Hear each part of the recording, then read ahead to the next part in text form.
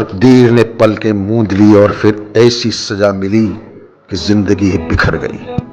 कलियां मांगी कांटों का हार मिला, जाने वो कैसे लोग थे जिनके हम आपकी आंखों में इस दिल को बसा दे तो।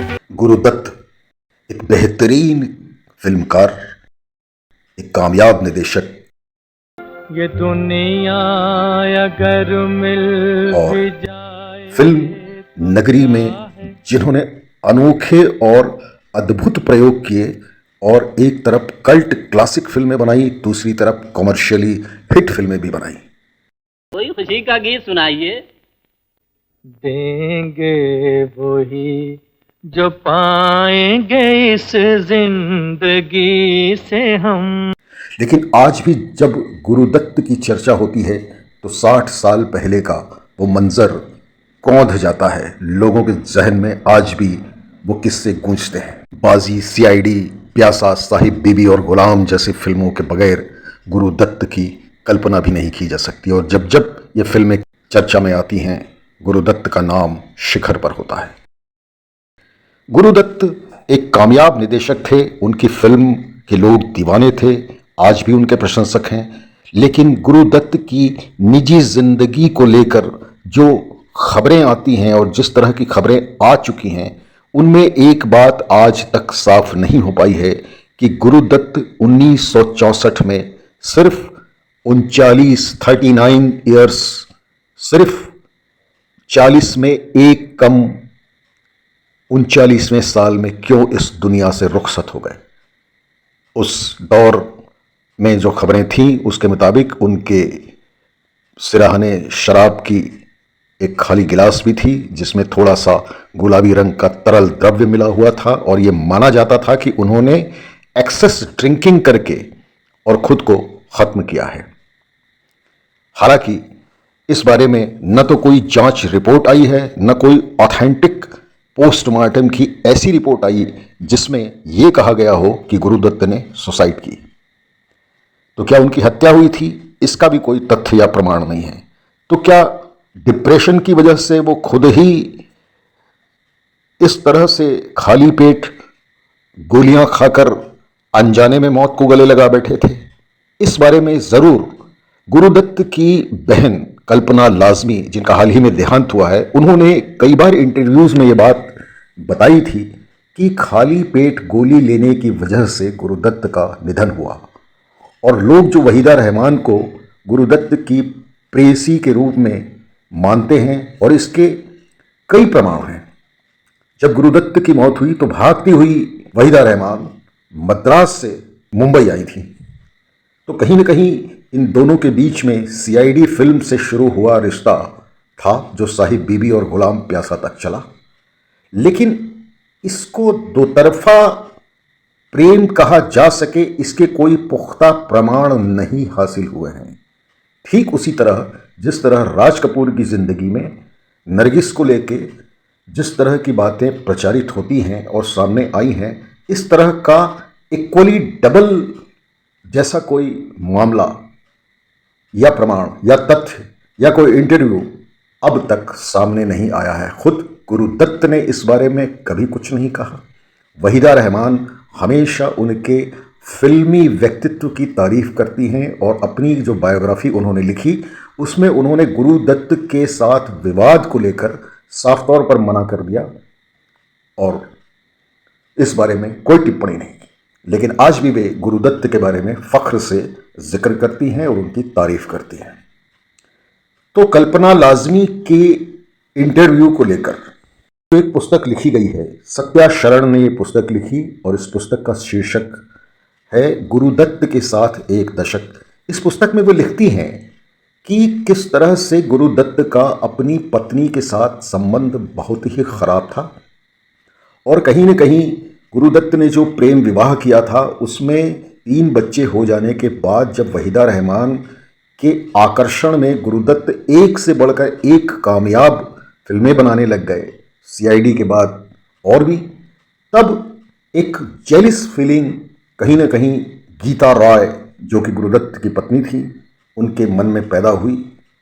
लेकिन उन्होंने जिस तरह से मामले को संभाला, अपनी गृहस्थी को संभालने की कोशिश की ज़रूर होगी उन्होंने, लेकिन जिस तरह के आउटपुट सामने आए, गीता राय उर्फ गीता दत्त जिस तरह 3 बच्चों को लेकर अपने मायके चली गई और उन्होंने वापस लौटने का नाम ही नहीं लिया। कल्पना लाजमी की माने, जो कि गुरुदत्त की बहन रही हैं, उनका ये कहना था कि वे अपनी वाइफ से ज़्यादा दुखी थे और उनकी मौत की वजह यह थी कि उन्होंने नशे में खाली पेट बहुत सारी गोलियों का सेवन कर लिया था।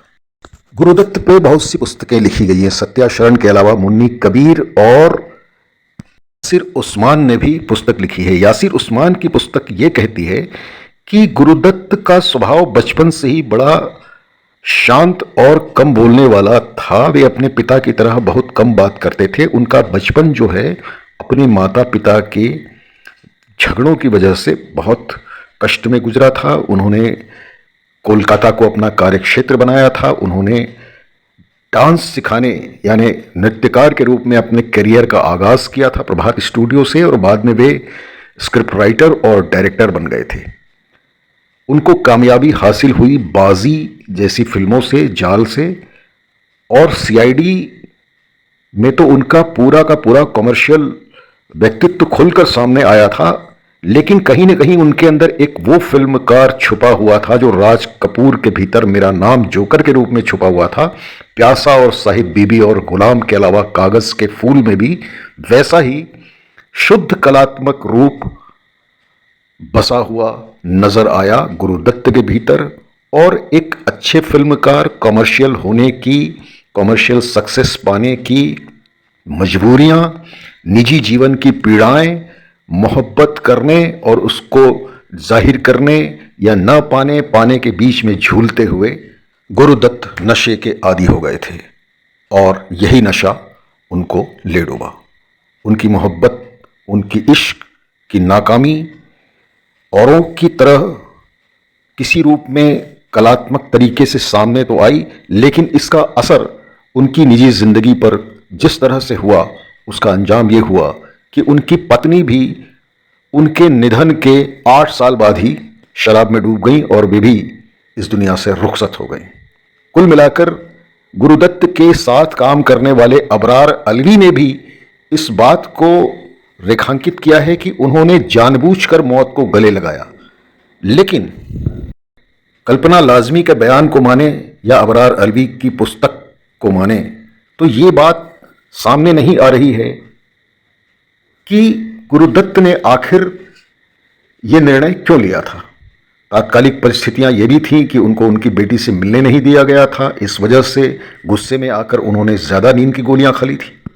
बहरहाल जो भी हो, इस पूरे घटनाक्रम का खुलासा या इस पूरे मामले का खुलासा 2 ही लोग कर सकते थे, एक गुरुदत्त जो चले गए और वहीदा रहमान, जिनका आज तक कोई कन्फर्मेटरी बयान सामने नहीं आया है जिसमें उनके बारे में किस्से कहानियों को पुख्ता तौर पर बल मिले। लिहाजा यही कहा जाएगा कि गुरुदत्त एक तरफा प्यार में थे और निजी जीवन की विसंगतियों, पीड़ाओं और बेबसी के कारण कहीं न कहीं उनसे जाने अनजाने में गोलियों की चूक हुई और वे चल बसे।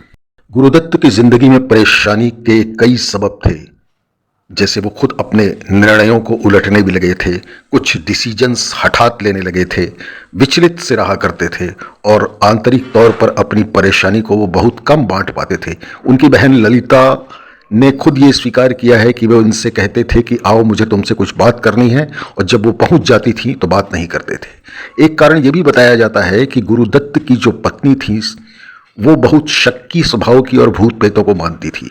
गुरुदत्त ने लाखों रुपयों खर्च करके और एक बंगला बनवाया था, लेकिन यहाँ उनकी पत्नी को बुरे बुरे सपने आते थे और घर में रखी हुई बुद्ध की मूर्ति को भी वे अपशकुन मानने लगी थी। और किसी तरह से उन्होंने इस बात के लिए गुरुदत्त को राजी कर लिया कि वे बंगला छोड़ दें। एक दिन गुस्से में आकर गुरुदत्त ने उस बंगले को ढहा दिया। उनकी पीड़ा का एक कारण यह भी था। प्यासा की सफलता के बाद गुरुदत्त ने कागज के फूल जैसी जटिल फिल्म बनाने का फैसला कर दिया। उस जमाने में गुरुदत्त करोड़ों रुपया लगाकर फिल्में बनाते थे, लेकिन फिल्म की असफलताएं जो तात्कालिक तौर पे थी, उसने उनको बुरी तरह से तोड़ कर रख दिया था। दिल के मोर्चे पर, व्यवसाय के मोर्चे पर और रहने वाले मकान के मोर्चे पर भी गुरुदत्त जिस दौर से गुजर रहे थे, उसमें उनकी पीड़ाएं घनीभूत होकर उनकी जिंदगी पर प्रहार कर रही थी और एक दिन वो मनहूस खबर आ ही गई। गुरुदत्त का निजी जीवन बेहद तनाव के कारण प्यासा ही रह गया। बहरहाल दोस्तों, वे बहुत महान कलाकार थे और अपने दौर से बहुत आगे निकल चुके फिल्मकार थे। यायावर की तरफ से उनको शत शत नमन।